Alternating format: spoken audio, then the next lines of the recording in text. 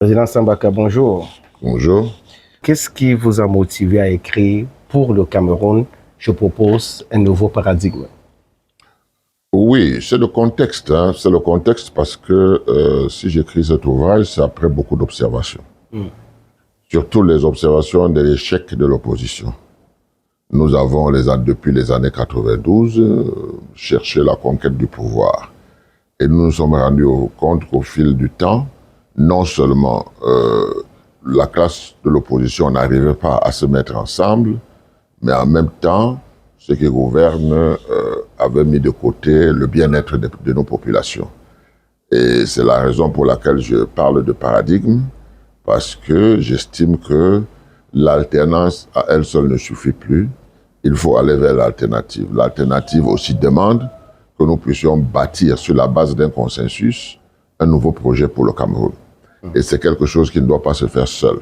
Donc c'est un appel à l'unité des Camerounais pour que les Camerounais puissent se mettre ensemble parce qu'ils regardent d'intelligence, mais ces intelligences sont individuelles. On n'arrive pas à les mettre de manière collective. C'est la principale raison pour moi d'écrire ce livre. Alors, restons dans le contexte camerounais. Pour vous, que signifie nouveau paradigme? Alors, le nouveau paradigme veut dire tout simplement que nous avons hérité de la colonisation. Nous avons poursuivi avec cela ce que la colonisation nous a légué. Nous n'avons pas pensé par nous-mêmes.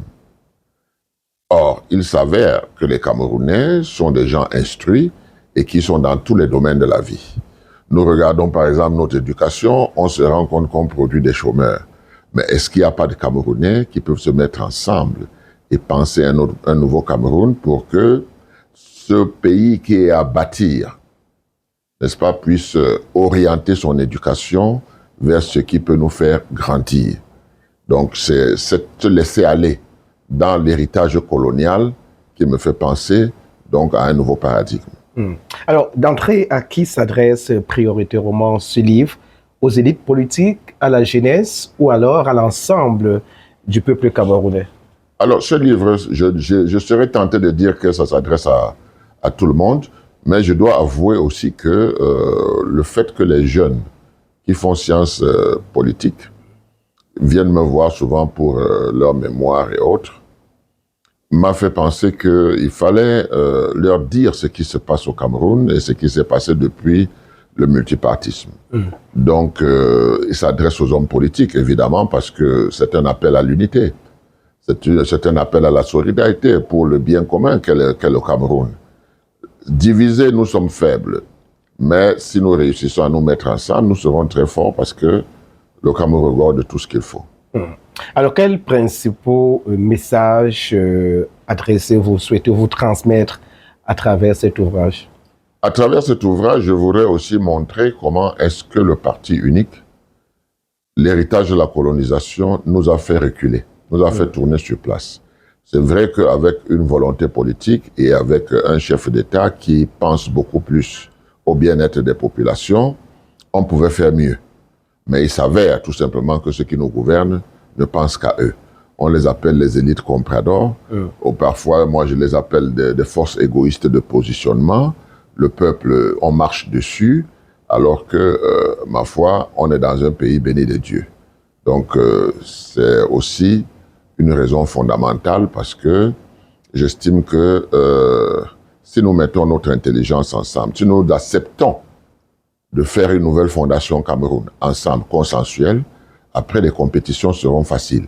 Mais si c'est pour remplacer Pierre par Paul, je dois avouer que ça ne me rassure pas.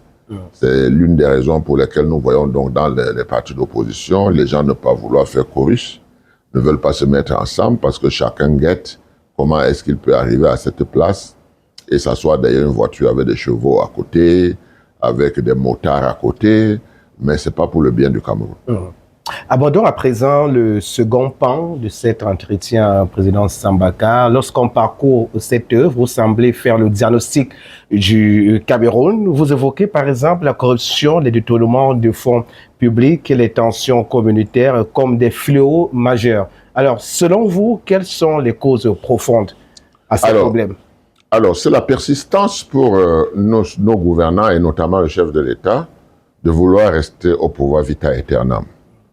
Alors, qu'est-ce que ça peut créer? Le Cameroun, c'est un pays avec diverses ethnies, dont on saucissonne, et si vous regardez les partis politiques de l'opposition, vous avez tendance à voir que plus de 60% de leurs followers ou de leurs militants sont des gens de la même région.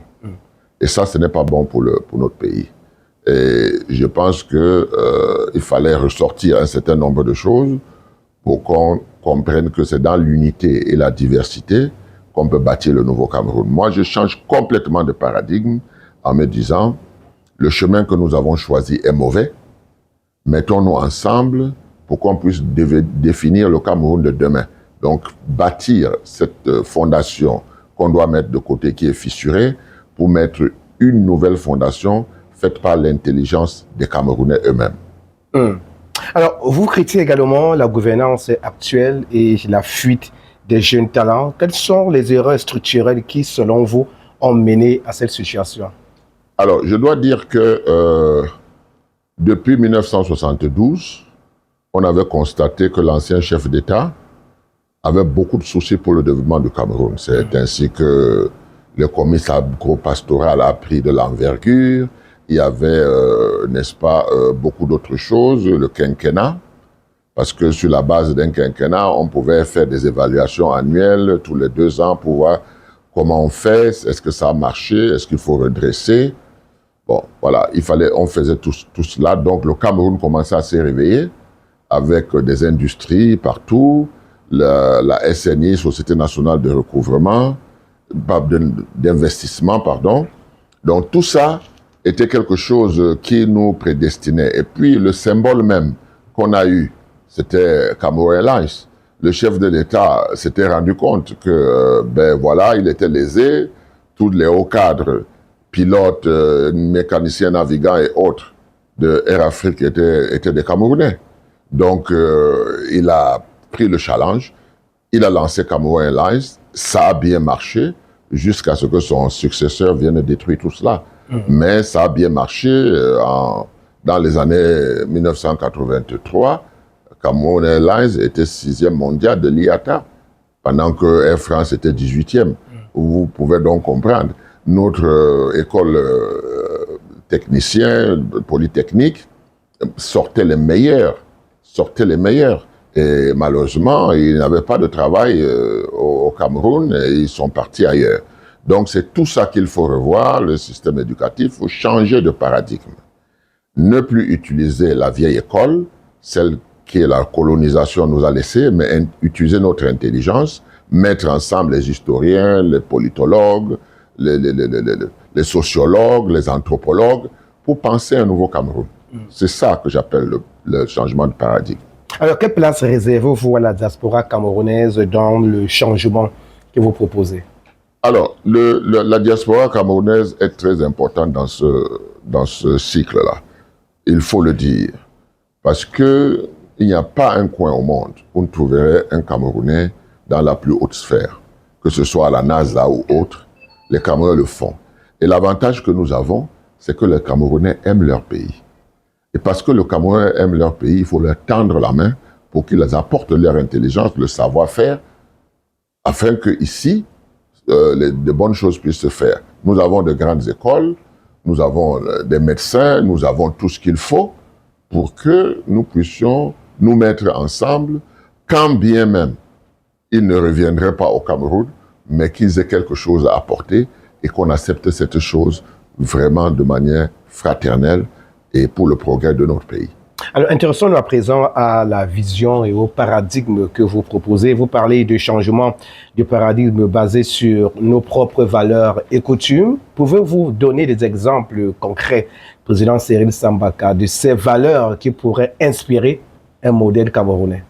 Alors, ce qu'on doit comprendre, c'est que nous n'avons rien à inventer. Nous avons à poursuivre peut-être des chemins que d'autres ont tracés.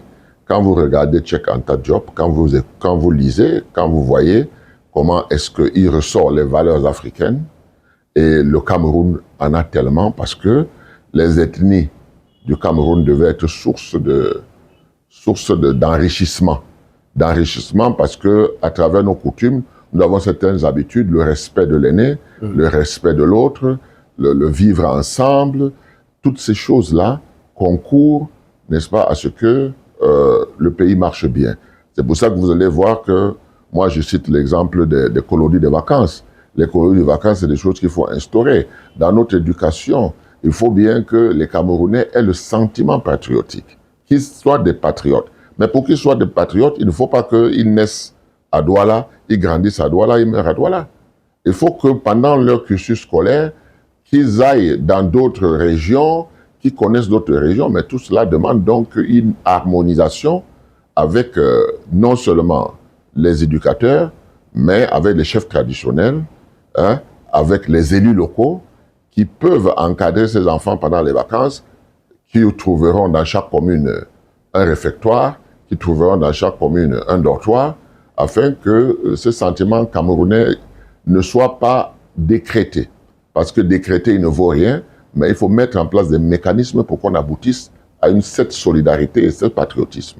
Alors, en parcourant votre ouvrage, Président Sambaka, je constate que vous mettez en avant le consensus, la mutualisation des forces et la justice sociale. Comment cela pourrait-il se traduire dans la pratique politique et économique du pays? Alors, mon livre, je l'ai écrit pour bâtir. C'est ma part de proposition. Et cela nécessite qu'on comprenne le fond du problème. Le fond du problème, c'est qu'on ne peut pas bâtir la fondation seule et demander aux autres de venir. On doit la bâtir ensemble. C'est ça le fondement même. Et pour la bâtir ensemble, il faut donc qu'on vienne chacun avec ce qu'il peut apporter pour le Cameroun et qu'on trouve donc un consensus. Un consensus minimum pour avoir cette fondation. Cette fondation qui sera donc une fondation commune à nous tous parce que faite par nous tous. Maintenant, nous allons avoir des partis politiques qui, ma foi, vont réfléchir sur les problèmes sociaux, sur les problèmes économiques, sur la base de ce que nous aurons fait pour notre fondation, parce que pendant notre fondation, il faut y introduire les états généraux, secteur par secteur. Que les Camerounais au moins sentent que ils ont planté ensemble et que quand ça va germer, ça sera la chose commune. Il faut s'habituer à la chose commune. Pour que ce pays grandisse, on ne peut pas aller vers la division, parce que la division nous montre tout simplement que 250 ethnies, on ne s'en sortira jamais. Donc, c'est les richesses que les uns apportent, mettent sur la table et partagent avec le reste qui va nous faire développer. Intéressons-nous à présent aux entités sociales, notamment la jeunesse et la femme. Quelle place occupe-t-il dans ce nouveau paradigme? Alors, dans ce nouveau paradigme, la jeunesse est primordiale. Primordiale parce que c'est eux qui vont prendre le relais. Mais il faut que, avant que certains, beaucoup ont déjà disparu, qu'ils puissent se mettre avec ceux qui sont là, afin que dans cette course de relais, que le bâton leur soit remis. Parce que le but de la politique, c'est de mettre à l'aise les générations futures, pour qu'elles puissent faire mieux que les générations passées. Mais pour cela, il faut transmettre. La femme a été complètement abandonnée dans le système que nous vivons aujourd'hui. Pourtant, ces mêmes gens qui marginalisent la femme savent le rôle important que la femme a depuis la maison jusqu'à l'extérieur. Les conseils, les mêmes, ça a déjà été démontré que les femmes, parfois, tiennent mieux leur mission que les hommes. Il n'y a donc pas de raison qu'elles soient marginalisées. Et ça, il faut en tenir compte. Et je pense que c'est dans la grande palabre, pour la construction, n'est-ce pas, de cette fondation, que les femmes doivent s'engager. Elles-mêmes comprendre leurs forces et ne plus avoir à se mettre en arrière-plan. Ça, c'est quelque chose qu'il faut encourager, de telle sorte que nous puissions avoir des femmes partout, dans tous les secteurs. Le rôle de l'opposition est également évoqué dans votre livre. Selon vous, comment l'opposition camerounaise peut-elle s'unir et peser davantage dans la transformation politique? Alors, moi j'ai mon idée précise là-dessus, et je pense que c'est ça qui me fait le plus mal, c'est cet échec de l'opposition.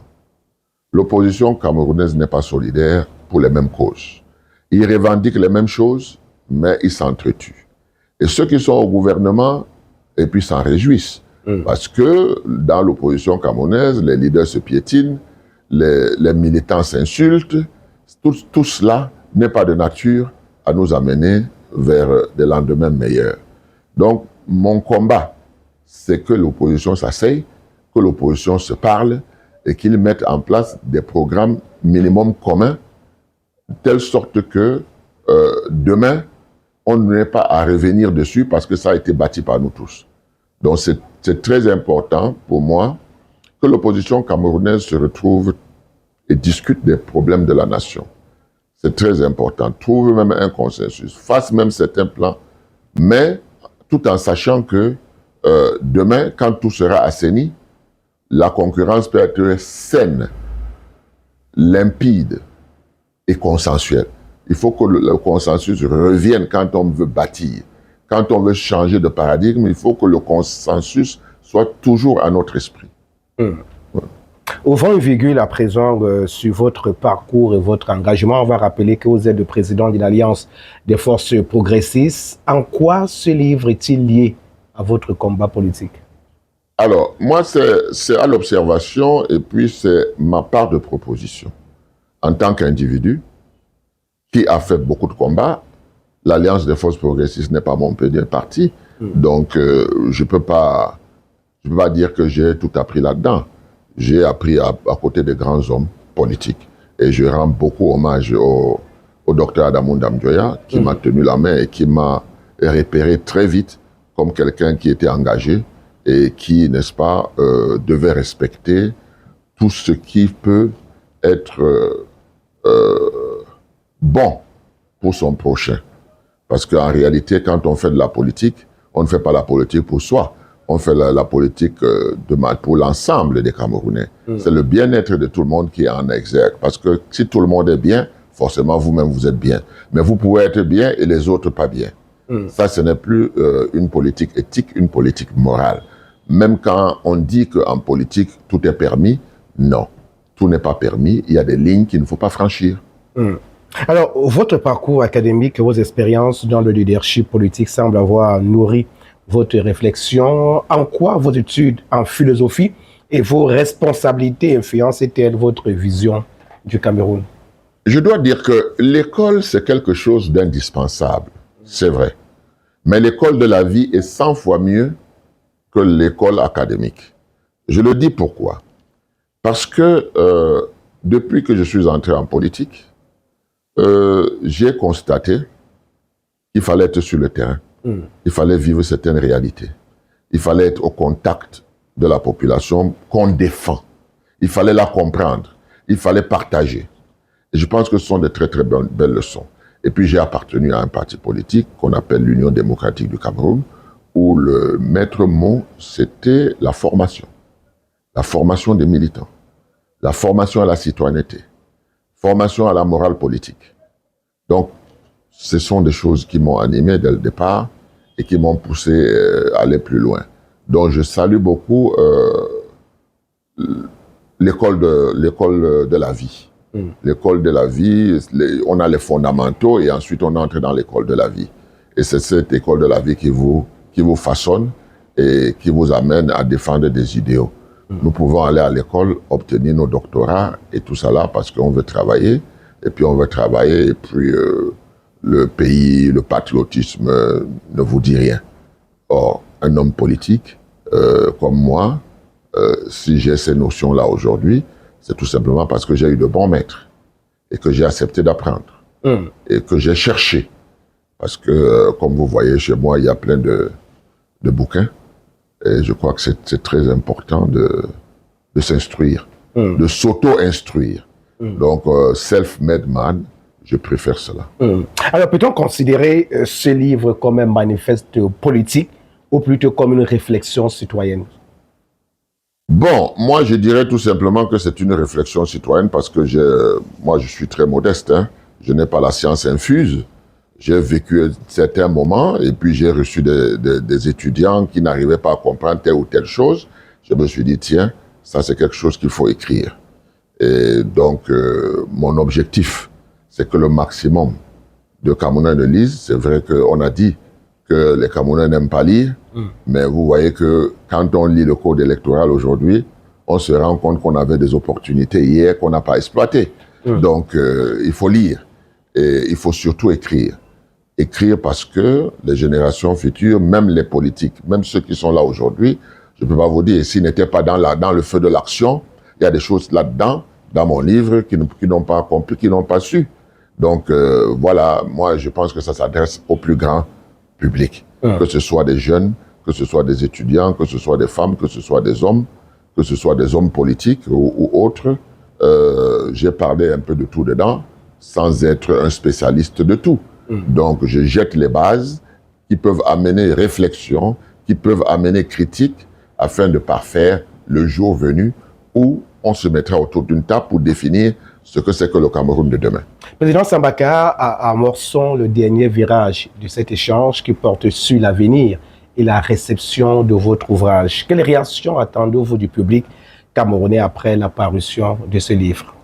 Ce que j'attends, c'est les échanges, les critiques, afin que certaines choses puissent s'éclaircir au cas où. Parce que moi, comme j'ai dit, quand j'écris mes livres, je ne les écris pas parce que j'ai la science infuse.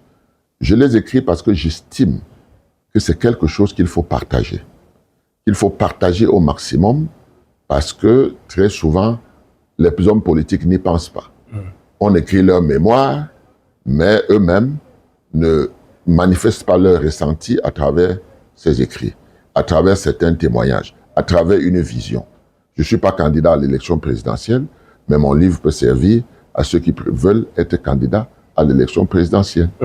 Alors, pensez-vous que vos propositions sont réalisables dans le contexte politique actuel?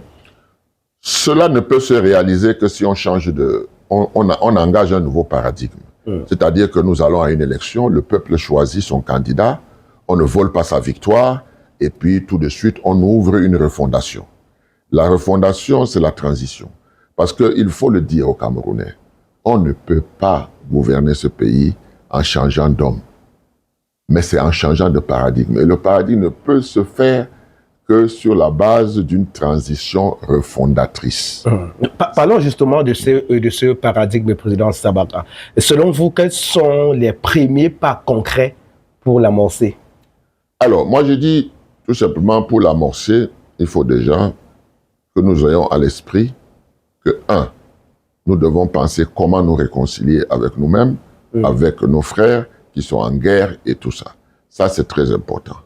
La deuxième chose, c'est que pour que jamais plus ça ne nous arrive, comment on fait notre constituante? Qu'est-ce que nous allons y mettre? Et c'est là où vous allez vous rendre compte que nous pouvons faire une nouvelle constitution sur la base de ce que nous avons vécu et ce que nous voulons corriger, et en même temps y introduire l'anthropologie camerounaise. C'est très important parce que nous n'avons pas vécu, nous n'avons pas commencé notre vie à l'indépendance. Nous avons des ancêtres qui ont vécu. Comment ont-ils vécu? Les historiens vont nous le dire. Comment est-ce que ça peut s'amorcer? Les anthropologues, les sociologues et tout vont intervenir. Et puis nous aurons quelque chose dans lequel on se reconnaît. On se reconnaît. Et quand on se reconnaît dans quelque chose, on est à l'aise pour défendre cette chose, pour faire avancer cette chose. Donc, c'est ça des chantiers. Maintenant, on entre dans les chantiers éducatifs qui est la chose la plus importante même, je dirais, parce que former des enfants qui seront des chômeurs ou bien des benskinners, ce n'est pas ça la vocation d'un pays qui doit se développer. Le pays a besoin de techniciens. Le pays a besoin de beaucoup d'ingénieurs dans différents domaines. Donc, le système éducatif doit complètement changer, mais il faut le faire avec déjà les éducateurs, les économistes, ceux qui voient à travers ce que nous avons comme richesse, comment on peut les exploiter et comment on peut faire de notre pays un grand pays. Donc vous voyez que c'est cette chaîne de solidarité qui doit se mettre ensemble pour bâtir notre fondation, la nouvelle fondation Cameroun. C'est ça que j'explique dans les livres, c'est ce que je souhaite, que ce soit dans le domaine de la santé, que ce soit dans le domaine économique. Ce n'est pas on n'a pas un bâton magique.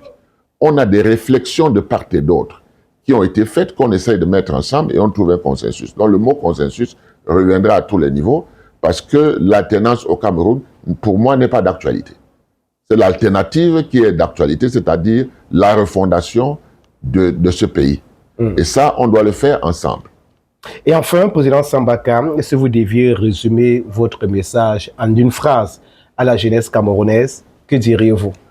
Bon, ben la jeunesse camerounaise, je leur dirais tout simplement, essayez de vous communiquer entre vous.